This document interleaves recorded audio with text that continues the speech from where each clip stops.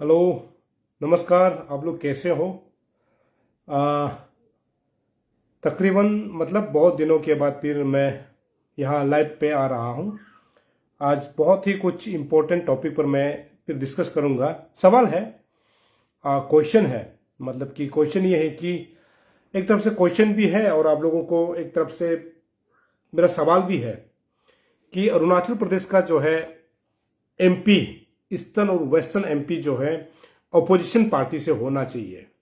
हालांकि हमारा 3 एमपी होता है, एक तो राज्यसभा यानी अपर क्लास में चला जाता है, दूसरा 2 जो है ईस्टर्न और वेस्टर्न एमपी। आप लोग को पता है वेस्टर्न एमपी हमारा किरण रिजिजू है और ईस्टर्न एमपी जो है आपका तफीर गांव है। एमपी क्यों बनाया जाता है?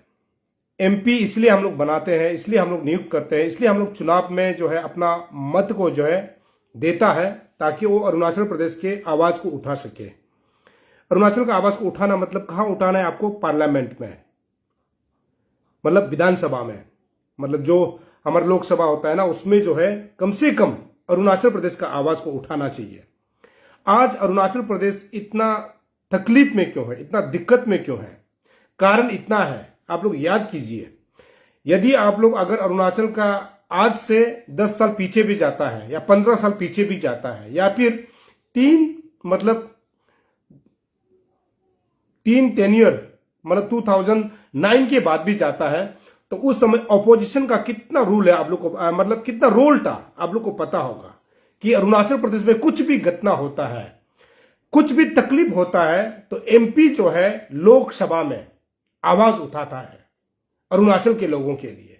आज ये देखने को कम मिलता है।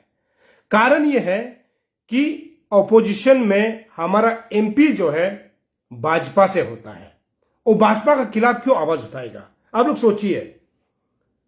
तो कभी कभी लगता है कि अरुणाचल प्रदेश में यानी केंद्र में जो भी सरकार होता है तो उसका ऑपोजिशन में हम लोग को एमपी बनाना चाहिए। ये मेरा सवाल है, आप लोग से भी सवाल है। आप लोग अपना बात को लिख सकते हैं, क्योंकि ऑपोजिशन होता है तो क्या होता है कि कम से कम वो हमारे स्टेट के बारे में कुछ आवाज उठाएगा। मैं आज इसीलिए बोल रहा हूं। आपने देखा होगा अरुणाचल प्रदेश में एपीपीएससी फियास्को हुआ। क्या कभी इसको लेकर के हमारे एमपी ने बात किया कि सरकार को कैसे काम करना चाहिए? कभी बात हुआ? आप लोगों ने सुना होगा।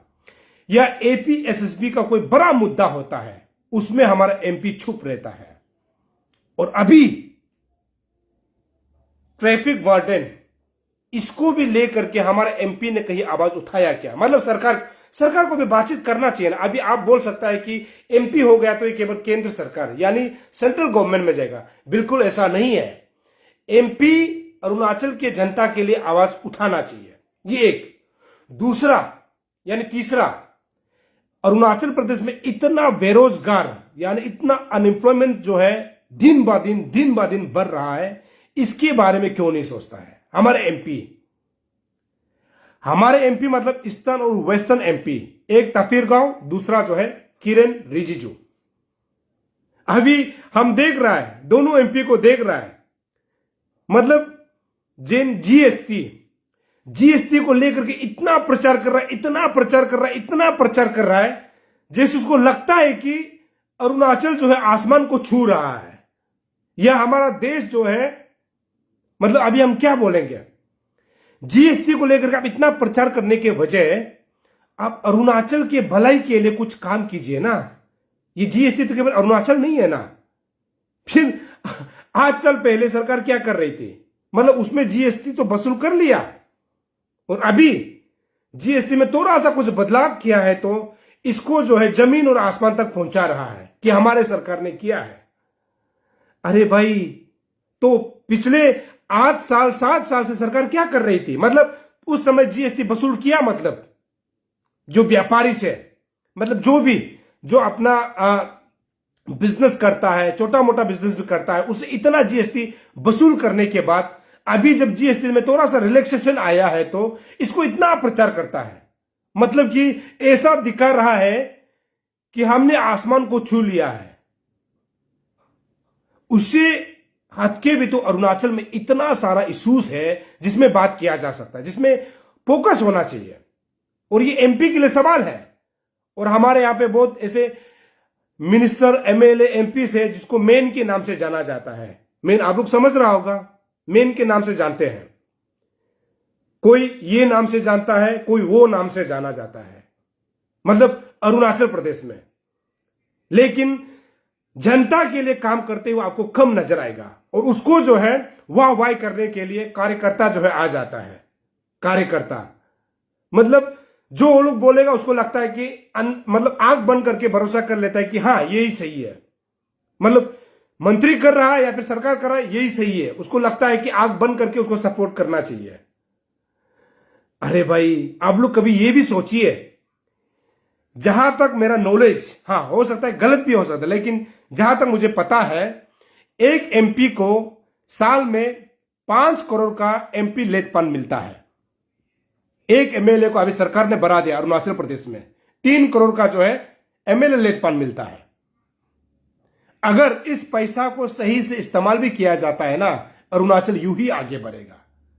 आप बगैर फेस्टिवल में खर्चा करने का वजह आप मेडिकल में खर्च कीजिए, आप मीनिंगलेस में फेस्टिवल में पैसा खर्च करने के वजह आप एजुकेशन सेक्टर में खर्च कीजिए, आप मीनिंगलेस में फेस्टिवल में खर्च करने के वजह आप जो है स्कूल इंफ्रास्ट्रक्चर को ध्यान दीजिए, आप मीनिंगलेस में फेस्टिवल में खर्च करने के वजह आप जो है स्पोर्ट्स इंफ्रास्ट्रक्चर को बढ़ाइए, तभी जाकर के हमारे अरुणाचल के लोगों को फायदामंद साबित हो सकता है।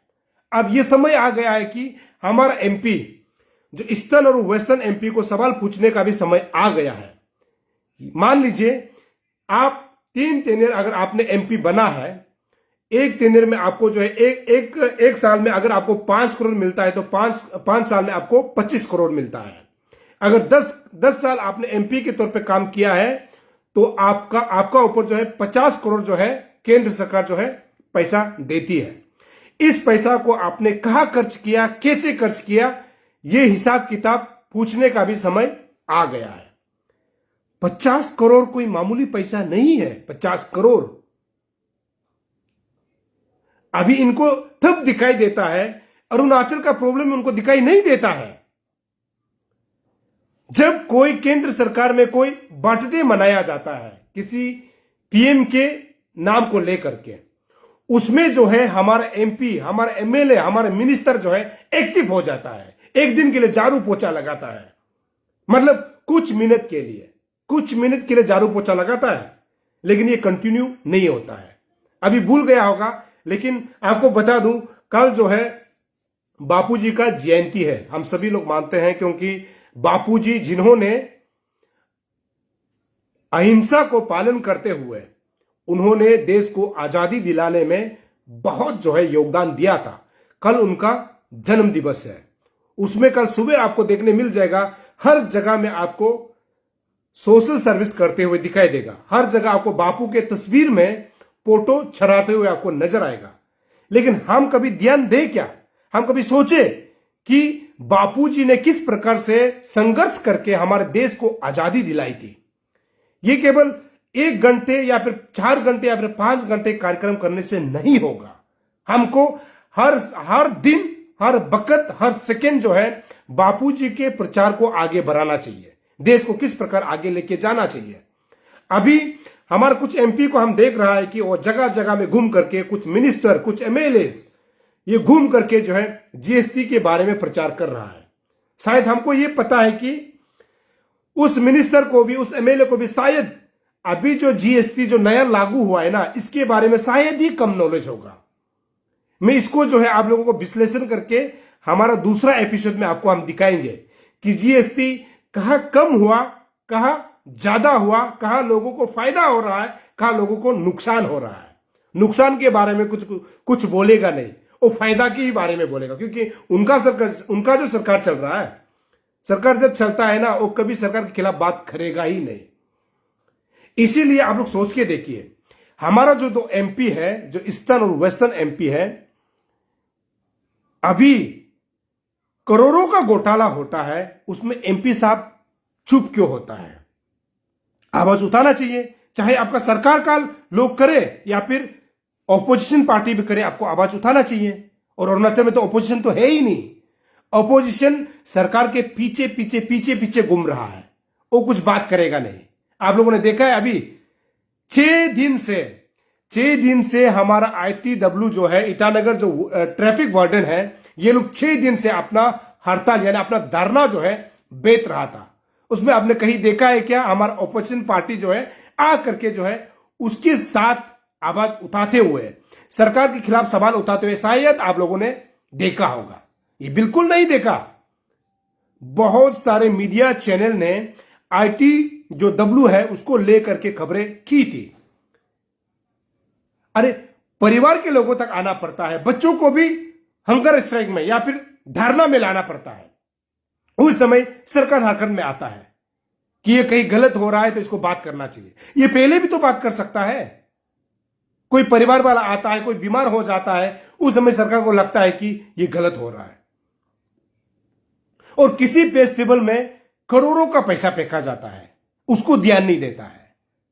यहां जो हमारे लिए हर सेकेंड, हर मिनट, हर दिन, हर घंटे जो है हमारे लिए काम करता है, उसको सरकार जो है सोचने के लिए, वो कुछ बोलने के लिए तैयार नहीं होता है।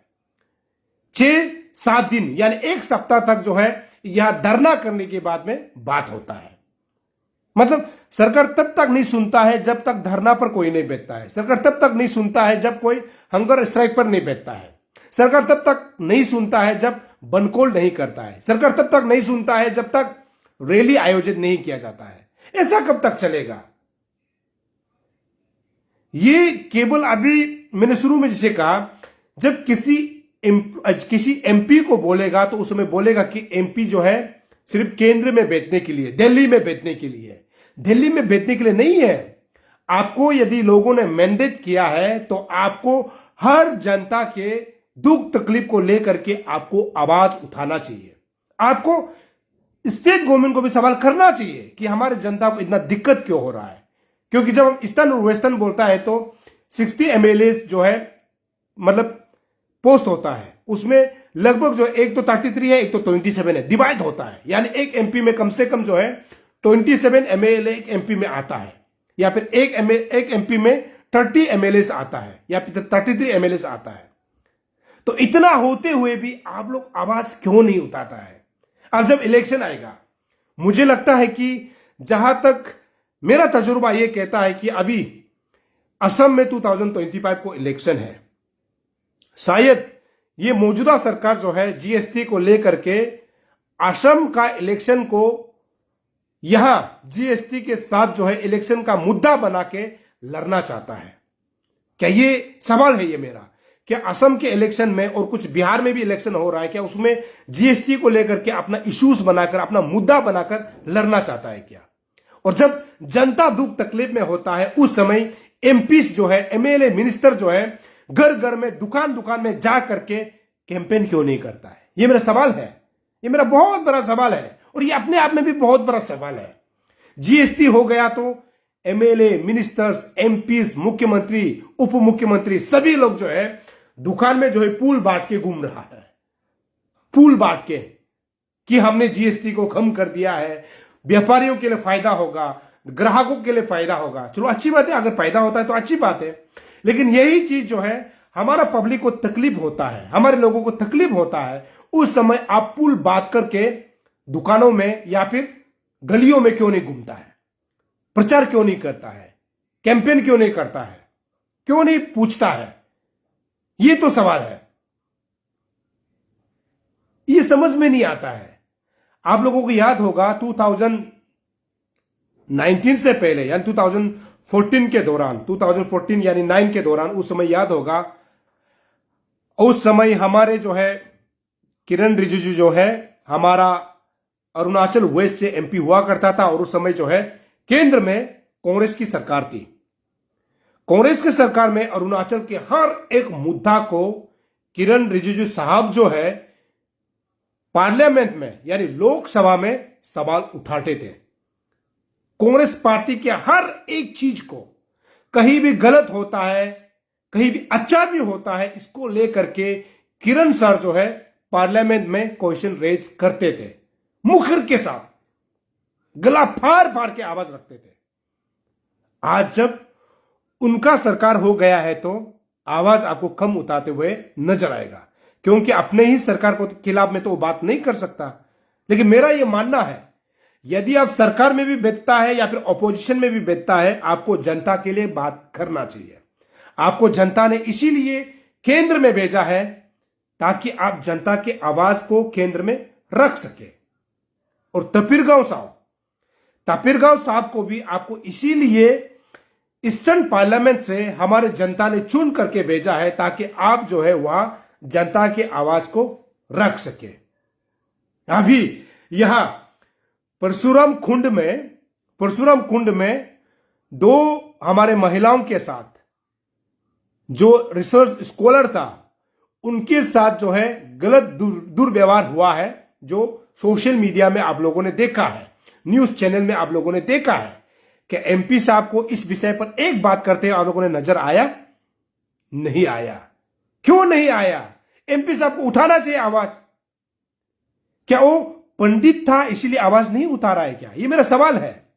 और अरुणाचल प्रदेश का जो महिला मोर्चास है, जो वुमेन कमीशन में बैठे हुए हैं, परशुराम कुंड में दो महिलाओं के साथ में दुर्व्यवहार हुआ है, ऐसा आपने सोशल मीडिया में देखा होगा, न्यूज चैनल में देखा होगा। उस समय आप लोग चुप क्यों हो जाता है? तो पार्लियामेंट में क्यों भेजा जाता है हमारा आदमी को? ताकि आप जो है अरुणाचल के जनता के लिए आवाज उठा सके। मैं इस चीज को बार बार बोल रहा हूं, बार बार मैं पूछ रहा हूं। और यहां अभी जीएसटी का बात कर रहा है तो आप लोग देख रहा होगा ना, हमारा एमपी, हमारा एमएलए, हमारे मिनिस्टर, ये लोग जो है दुकान में जा करके जो है फूल बांट रहा है कि हमने जीएसटी को कम कर दिया है। ऐसा कब तक चलेगा?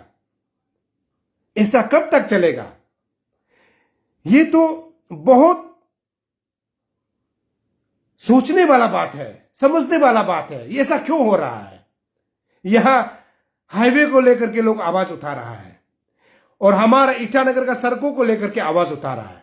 उस समय एमपी चुप, उस समय मंत्री चुप।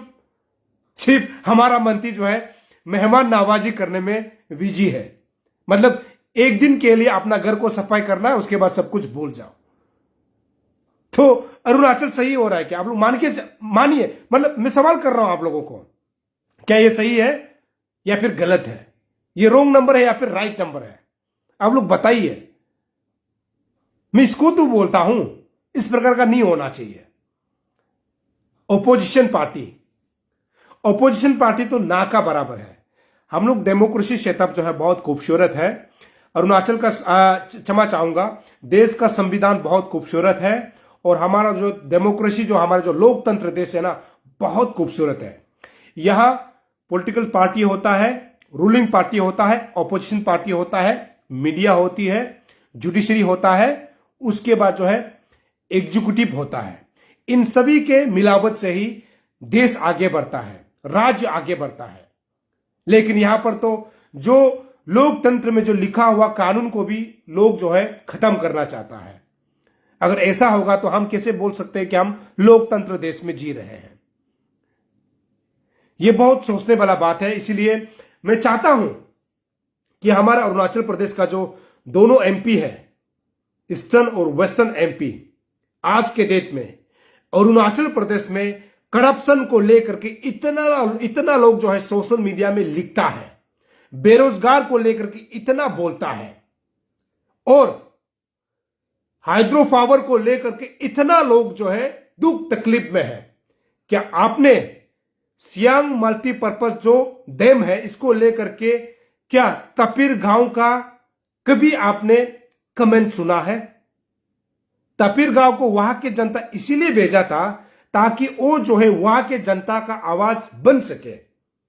क्या अभी जो है वहां के जनता के आवाज को दबाने की कोशिश की जा रही है क्या? ये सवाल है। ऐसा क्यों है? एमपी इसलिए भेजा जाता है जिन्होंने तपीर गांव को बहुत मारा। आज वहां के कुछ लोग जो है, चलिए हम लोग मान के चलते हैं कि 50-50, जो हमारा आदि बेल्ट है, जो हमारा भाई बहन है जो आदि बेल्ट से होता है, चलो हम लोग मान के चलते हैं कि सियांग डैम को लेकर के 50-50। अगर 50% मान रहा है तो 50% नहीं मान रहा है, नहीं मानने वाला को क्या कभी तपेर गांव ने जा करके उनको कन्विंस करने की बात कोशिश की? मतलब जा करके वहां के लोगों को, हाल ही में देखा था हमने, यमक्योंग में गया हुआ था या तुटिंग में गया हुआ था। चलिए उसको जो है पब्लिकली डिबेट करना चाहिए ना, ये एक एमपी का दायित्व होता है, ताकि एमपी जो है वहां के पब्लिक को सुनता है तो वो जो है जा करके केंद्र में नरेंद्र मोदी को बता सकता है कि वहां का जनता ये सोच रहा है, हम इसको कर सकता है या फिर हमको जबरदस्ती नहीं करना चाहिए। इसको लेकर के एमपी को आवाज उठाना चाहिए। और अरुणाचल का जो वेस्टर्न जो है एमपी है, अभी जो है हमारा केंद्र मंत्री भी है किरण सर को यहां का करप्शन के बारे में बोलना चाहिए, यहां का विकास के बारे में बोलना चाहिए। ईटानगर का सड़क खराब है, इसके बारे में यहां की सरकार को बात करना चाहिए, केंद्र सरकार के लोगों को बात करना चाहिए। क्यों नहीं करता है, समझ में नहीं आता है। सिर्फ अभी जीएसटी को लेकर के आप जगह जगह घूम रहा है। चलिए हम जीएसटी को लेकर के भी हमारा अगला जो है न्यूज होगा, उसमें हम जीएसटी पर भी हम जो है दूध का दूध पानी का पानी करते हैं, एनालिसिस हम लोग करते हैं। तीसरा, राज्यसभा एमपी, अरुणाचल प्रदेश का जो एक राज्यसभा एक हमारा कोटा है, राज्यसभा एमपी में बैठने वाला का भी कुछ शायद अता पता बहुत कम होता है। लास्ट टाइम हम जब किमिन का इशू हुआ था, जहां पर गृह मंत्री, केंद्र का गृह मंत्री राजनाथ सिंह आए थे, उस समय शायद में उस समय जो है हमारा राज्यसभा के एमपी जो नवम रेबिया सर है, उनसे मेरा मुलाकात हुआ था, उनसे मैंने सवाल भी किया था। अभी बहुत कम दिखाई देता है। हम इसलिए पूछ रहे हैं क्योंकि राज्यसभा एमपी, लोकसभा के दोनों एमपी का काम है कि अरुणाचल प्रदेश के तमाम मुद्दों को लेकर के केंद्र में जो है हमारा प्रतिनिधि बन सके, लेकिन आपको कम बनते हुए नजर आएगा। तो अभी इन तमाम एमपी का जो है लेखा जोखा को भी सवाल करना बहुत जरूरी है, ये मेरा मानना है। आपका सवाल क्या है? क्योंकि हमने शुरू में जिसे कहा, एक एमपी को सालाना, एक साल में 5 करोड़ का जो है एमपी लेटपान दी जाती है, उसको भी करना चाहिए। क्योंकि उनका ये होता है कि वो पैसा जो है पब्लिक के यूटिलिटी के लिए, पब्लिक को पैदामंद साबित हो, ऐसे जो है उसको यूज किया जाना चाहिए।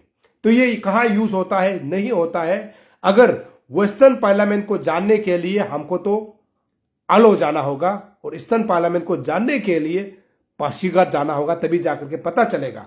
और ये मेरा सवाल भी था कि आज इतना मुद्दा है, इस मुद्दा को जो है हमारा एमपी, लोकसभा के 2 एमपी और राज्यसभा के 2 एमपी क्यों नहीं उठा रहा है? कारण इतना हो सकता है क्योंकि उनका ही लोग आज सरकार पर बैठे हुए हैं। और मेरा ये सवाल है कि आप लोगों से कि अरुणाचल प्रदेश में यदि एमपी भी अगर हम लोग भेजा जाता है, तो हम एमपी अगर होता भी है तो वो ओपोजिशन पार्टी का होना चाहिए। हमने 2009 का किरण सर का हमने उदाहरण आप लोगों के सामने रखा। उस समय 2009 को जब कांग्रेस का सरकार हुआ करता, तो उस समय किरण सर जो है एकदम जोर जोर से अपना आवाज को बुलंद करके जो है केंद्र में जो है लोकसभा में जो है अपना आवाज, अरुणाचल का आवाज को रखते थे। यदि आज के डेट में अरुणाचल का ईस्टर्न और वेस्टर्न जो है ओपोजिशन पार्टी का एमपी होता, तो शायद आज के दिन तक जो है दिल्ली में जो है ओपोजिशन पार्टी के दोनों एमपी जो है अरुणाचल के लिए सवाल खड़ा करता। खासकर ये बेरोजगार को लेकर के, करप्शन को लेकर के, जो अभी जितना जो प्रॉब्लम जो है अरुणाचल में चल रहा है, इसको लेकर के कम से कम केंद्र सरकार पर सवाल खड़ा करता है। इसको लेकर के आज हमने लाइव थोड़ा सा आप लोगों के सामने मेरा आने का मकसद ये था कि शायद एमपी में अगर ऑपोजिशन पार्टी का कोई होगा, तो शायद ये हो सकता है कि केंद्र में भी, स्टेट में भी आवाज यानी क्वेश्चन तो कम से कम रेज कर सकता है। ये मेरा आज का टॉपिक था। देखने के लिए बहुत बहुत शुक्रिया सभी को। गुड इवनिंग और गुड नाइट। सबा केर, जय हिंद।